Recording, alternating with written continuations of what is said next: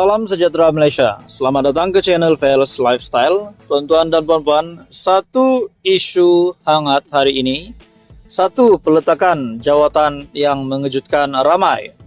Dalam sebuah artikel dari biharian.com, artikel panas yang bertajuk Kerajaan Belanda tumbang, Perdana Menteri Mark Rutte letak jawatan.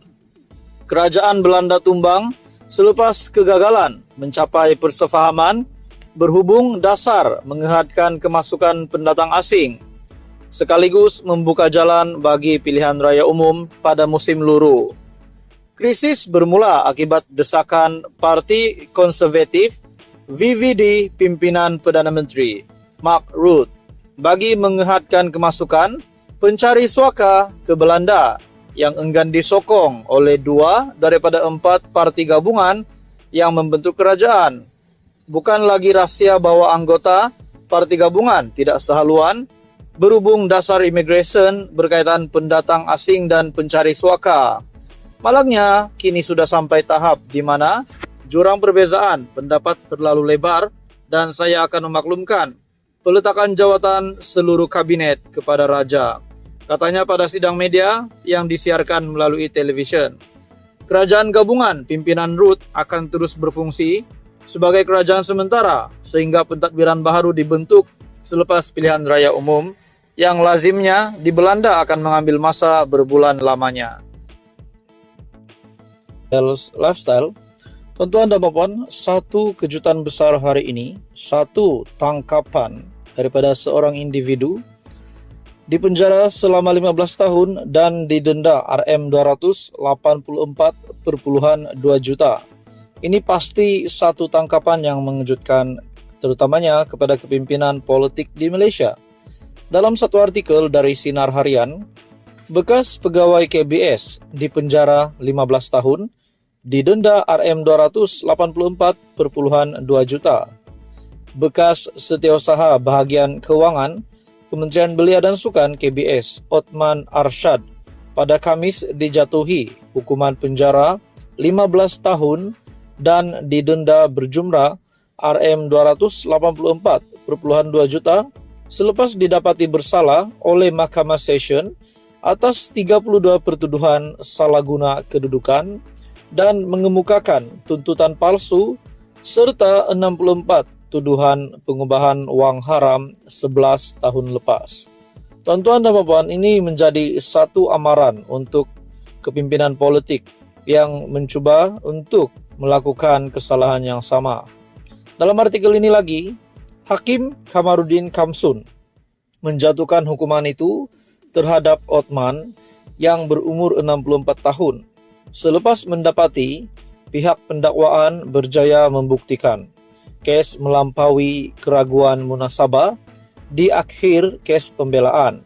Setelah mahkamah mendengar keterangan bersumpah daripada kesemua saksi-saksi dan meneliti kesemua eksibit serta hujahan dikemukakan, mahkamah memutuskan bahawa pihak pembelaan gagal menimbulkan keraguan munasabah terhadap kes pendakwaan.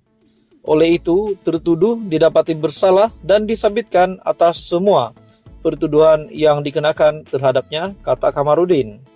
Bagi 17 kesalahan membabitkan tuntutan palsu, mahkamah memerintahkan Othman dipenjara berjumlah 243 tahun dan denda RM190 juta atau dipenjara 119 bulan sekiranya gagal membayar denda.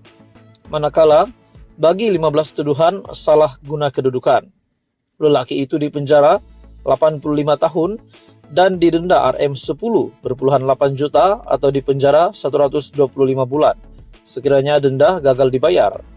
Sementara itu, bagi 64 pertuduhan menerima wang hasil daripada aktiviti haram, mahkamah memerintahkan Othman dipenjara antara 3 bulan dan 11 tahun dan didenda berjumlah RM83,4 juta atau dipenjara 934 bulan sekiranya denda gagal dibayar.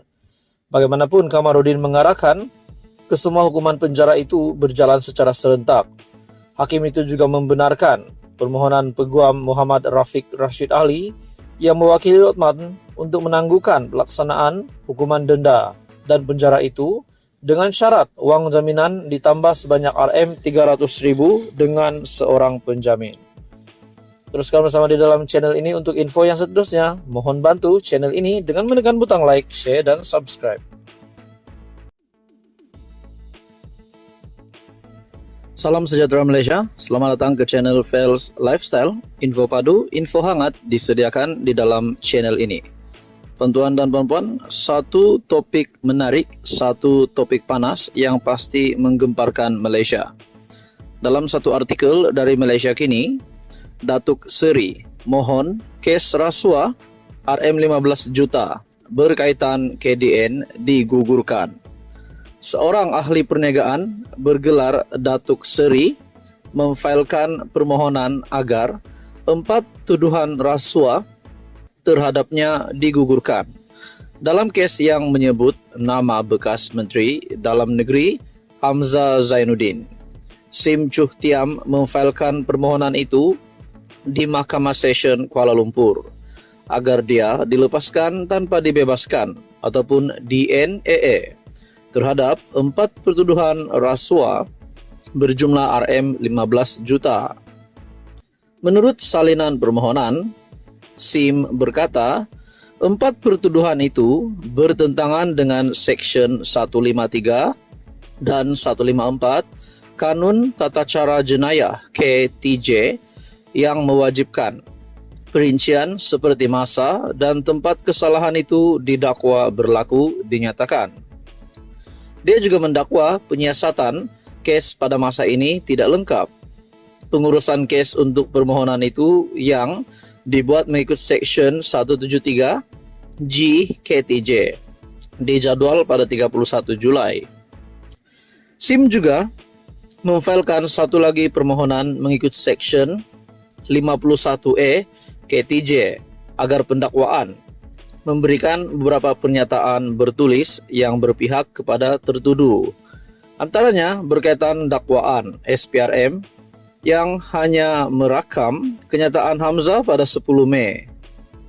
Selepas Sim didakwa pada hari yang sama, pada 10 Mei lalu, Sim, 63 tahun, mengaku tidak bersalah dan minta dibicarakan ke atas 4 pertuduhan rasuah yang didakwa dilakukan antara Jun dan 30 Julai 2021.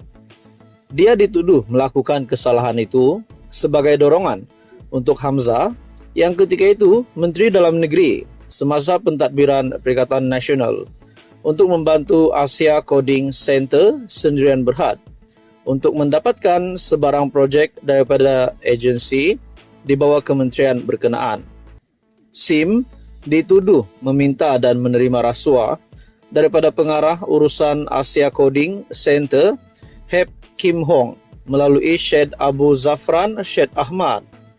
Tertuduh didakwa melakukan kesalahan itu di Solaris Dutamas Jalan Dutamas 1 Kuala Lumpur.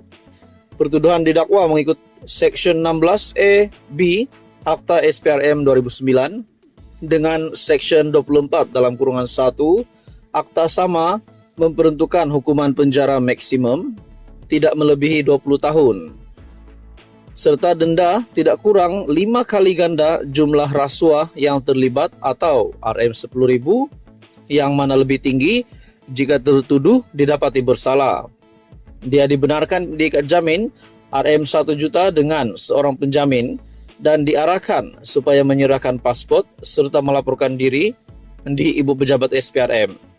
Pada 11 Mei, Hamzah yang juga adalah Ketua Pembangkang mendakwa tindakan mengaitkan namanya dalam 4 pertuduhan rasuah dalam kes tersebut adalah muslihat politik yang bertujuan untuk mencemarkan nama baiknya.